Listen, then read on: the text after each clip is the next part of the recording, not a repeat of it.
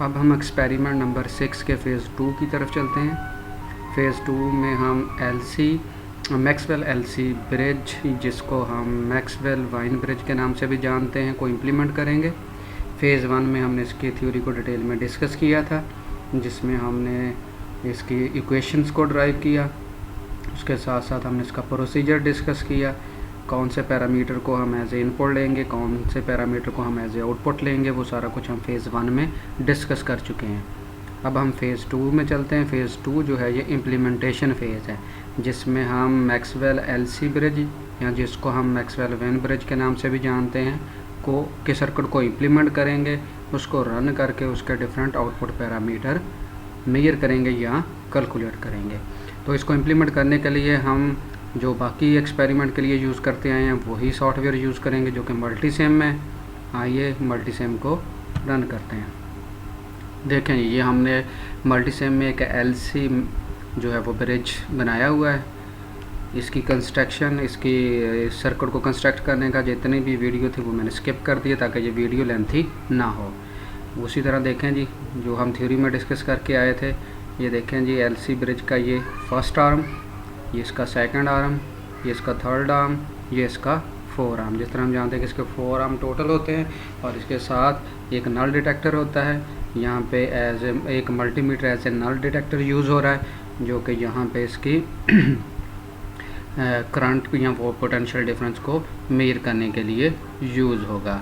हम इसको as a volt meter भी यूज़ कर सकते हैं, एज ए एम्पेयर मीटर भी यूज़ कर सकते हैं। और ये हमने एक एसी सोर्स लगाया हुआ है। अब हम इसकी स्पेसिफिकेशन देख लेते हैं कि कौन सा कंपोनेंट किस वैल्यू को लगाया हुआ है। तो सोर्स जो है वो 10 वोल्ट का है एट 10 किलोहर्ट्ज़ फ्रीक्वेंसी। कैपेसिटर जो है 0.1 माइक्रोफैरड का है। रेजिस्टेंस R1 जो है वो 25 किलो ओम की है। R2 जो है रेजिस्टेंस वो हमारे पास 15 किलो ओम की है। R3 500 की है। और ये हमारे पास अननोन है, जो कि हमने मेजर करनी है या कैलकुलेट करनी है। क्योंकि हम इसको सॉफ्ट में इम्प्लीमेंट कर रहे हैं, तो लिहाजा ये इसकी वैल्यू ऑलरेडी भी हमारे पास गिवन है। तो जो हम यहाँ पे कैलकुलेट करके हमारे पास वैल्यू आएगी, वो इसके साथ हम कंपेयर करके भी चेक कर सकते हैं कि दोनों वैल्यू सेम आ रही हैं कि नहीं आ रही। इसके साथ साथ जो इम्प्लीमेंट करने में मोस्ट इम्पॉर्टेंट चीज़ है कि वो ये है कि हम जो R1 है वो और R2 है, ये दोनों वेरिएबल रजिस्टर्स हैं, इनको हम वेरी करेंगे। और ये जो नल डिटेक्टर है ये हमें बैलेंसिंग पॉइंट बताएगा। हम देखेंगे कि किस पॉइंट पे जाके जो पोटेंशियल डिफरेंस, जो कि हम ऑलरेडी थ्योरी में भी डिस्कस करके आए हैं कि ज़ीरो हो जाता है, यानी ज़ीरो के नियर अबाउट है। तो जब हमने R1 और R2 को सिलेक्ट करना है, तो ये बेसिकली वेरिएबल रजिस्टर है। आप कांस्टेंट भी ले सकते हैं उनकी, जब वैल्यू आप चेंज करोगे तो फिर वो एक लेंथी प्रोसेस होता है कि बार बार उसकी प्रॉपर्टी बॉक्स में जाएं, उसकी वैल्यू चेंज करें। इसलिए मैंने एक पोटेंशियोमीटर लिया और उसको मैं as a variable resistor use करूँ, तो मैं एक सिंपल नॉब की मदद से यहाँ से इसकी वैल्यू चेंज कर लेता हूँ। जब एक पोटेंशियोमीटर को आप सिलेक्ट करोगे तो नॉर्मली जो इसकी स्पेसिफिकेशंस होती हैं वो ये 50% पे सिलेक्ट होता है। जिस तरह यहाँ पे भी आपको नज़र आ रहा है कि R1 की वैल्यू भी 50% है और R2 भी 50% पे सिलेक्ट है। लेकिन इंक्रीमेंटल वैल्यू जो कि आप इसको मूव करेंगे और इसकी वैल्यू चेंज करेंगे, जिस तरह यहाँ पे माउस कर्सर से मैं इसको चेंज कर रहा हूँ, ये देखें, इसको आप कम या ज़्यादा भी कर सकते हैं। हम सिलेक्ट करते हैं, इसको चेक करते हैं। ये देखें जी, ये नॉर्मली जो वैल्यू होती है इंक्रीमेंटल वो 5% पे सेट होती है। तो 5% जब इसकी वैल्यू आप एलिमेंट की ज़्यादा रखें तो 5% की वेरिएशन ज़्यादा आ जाती है। तो टॉलरेंस में जब आपने इसको फाइन ट्यून करना है तो फिर आपके लिए प्रॉब्लम क्रिएट करेगा। तो आप इसको कम या ज़्यादा कर सकते हैं। तो फाइन ट्यून के लिए हम इसकी वैल्यू कम कर देते हैं, तो मैं इसको 1% पे सिलेक्ट कर देता हूँ। तो ये तो था हमारे पास R2। इसी तरह मैं R1 जो वेरिएबल रजिस्टर है इसको भी मैं 1% पे सिलेक्ट कर देता हूँ। तो ये आपने याद रखना है, क्योंकि ये फिर अगर आप इसको सिलेक्ट नहीं करते, जब आप इसकी वैल्यू को चेंज करोगे तो वेरिएशन ज़्यादा आएंगी, तो हो सकता है आपके पास बैलेंसिंग पॉइंट मिस हो जाए। अब हम इसको रन करके देखते हैं और देखते हैं कि पॉइंट ए, ये मेरे पास पॉइंट ए है, ये मेरे पास पॉइंट बी है, जिस पे हमने ये मल्टीमीटर सेलेक्ट किया हुआ है। तो मेरे पास इन दोनों पॉइंट पे वोल्टेज कितने आ रहे हैं, 5.96 वोल्ट आ रहे हैं। करंट की वैल्यू अगर चेक करना चाहें तो करंट की वैल्यू भी हम चेक कर लेते हैं जी। ये देखें जी, 0.824 मिली एम्पेयर। तो वोल्टेज जो है वो 5 ऑलमोस्ट 6 वोल्ट हमें मिल रहे हैं। इसका मतलब है कि ये बैलेंसिंग ब्रिज नहीं है, इसको बैलेंस करना पड़ेगा। जिस तरह पहले डिस्कस किया है, R1 और R2 की मदद से हम इसको बैलेंस करेंगे। तो स्टार्ट करते हैं जी। मैं R2 को पहले सिलेक्ट कर लेता हूँ। तो आप ये माउस कर्सर से भी इसकी वैल्यू चेंज कर सकते हैं। ये देखें जी, वैल्यू चेंज हो रही है, ठीक है। ज़्यादा बेहतर है कि फाइन ट्यून के लिए आप एरो की, जो कि आपके कीबोर्ड की है, उसको यूज़ करें। चलें जी, हम इसको वैल्यू को डिक्रीमेंट करके देखते हैं। ये देखें जी, जो 49% है ऊपर शो 50% था, वो 49 शो हो गया। और मैं इसको कम करता जा रहा हूँ, 48% हो गया, 47%, सो ऑन।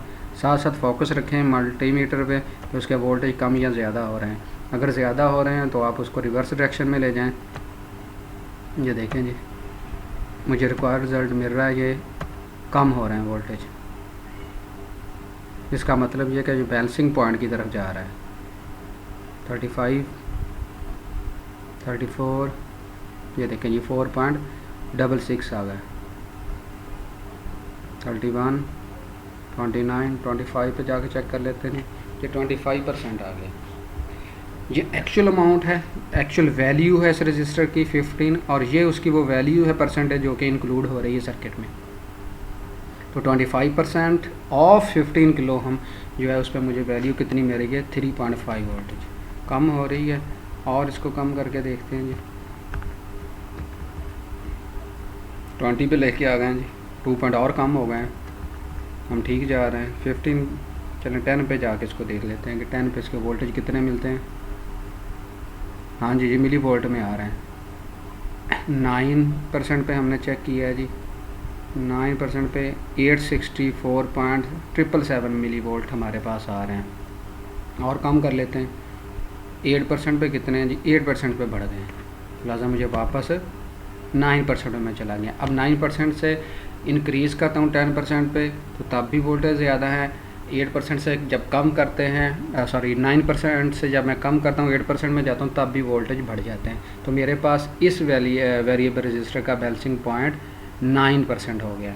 अब हम दूसरी रजिस्टर की तरफ मूव करते हैं, उसको मूव करके देखते हैं कि जी उसके वोल्टेज हमें कम या ज़्यादा मिल रहे हैं। ये जी मैं 50 से 30 की तरफ आया तो वोल्टेज और कम हो गए। ठीक है जी, अब हम माउस कर्सर की बजाय हम एरो की यूज़ करते हैं ताकि फाइन ट्यूनिंग में हमें हेल्प मिल सके। 28%, ये देखें जी वोल्टेज कम हो रहे हैं और कम हो रहे हैं। 16, 14, 10 पे जाके देख लेते हैं कि जी क्या है। 10 पे और कम हो गए हैं। ठीक है जी, हम ठीक जा रहे हैं। 5% पे देख लेते हैं क्या मिल रहा है, और कम हो गए हैं। 4% और कम हो गए हैं। 3%, 343 वोल्ट हमारे पास आ रहे हैं। इसको और कम करके देख लेते हैं जी, 2%। हाँ जी, 2% पे हमारे पास 115 वोल्ट आ गए हैं। 1% पे देखते हैं, 1% पे इंक्रीज़ कर दें। इसका मतलब है कि इस जो है सर्किट का, इस R1 का जो बैलेंसिंग पॉइंट है वो 115.795 मिली वोल्ट है। तो ये अब हमारा ऑलमोस्ट, यानी कि इसको मैं कह सकता हूँ ये 0.1 वोल्ट है।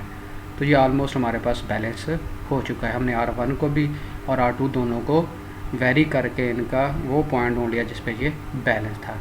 अब ये पॉइंट जो R1 की वैल्यू और R2 की वैल्यू हमारे लिए यूज़फुल होंगी for calculation of RX and LX। तो हम देखेंगे इसका जो RX का और LX का फार्मूला है उसमें वैल्यू पुट करेंगे R1 की। तो R1 की वैल्यू है 2%, तो हम 25 का 2% लेंगे और इसी तरह 15 का 9% लेंगे। और फिर हम फार्मूले की मदद से RX और LX की वैल्यू कैलकुलेट कर लेंगे और इसके साथ साथ हम एंगल कैलकुलेट कर लेंगे, इम्पीडेंस और Q फैक्टर भी हम कैलकुलेट कर सकते हैं। शुक्रिया।